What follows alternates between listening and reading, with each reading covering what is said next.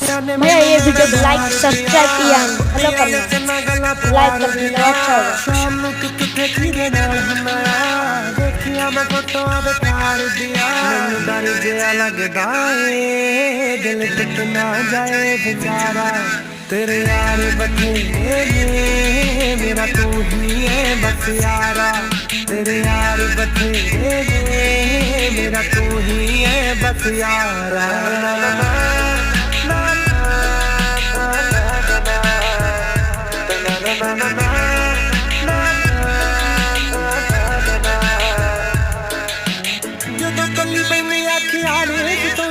बाहर जाके सुनदा है फोन किदे आउंदे ने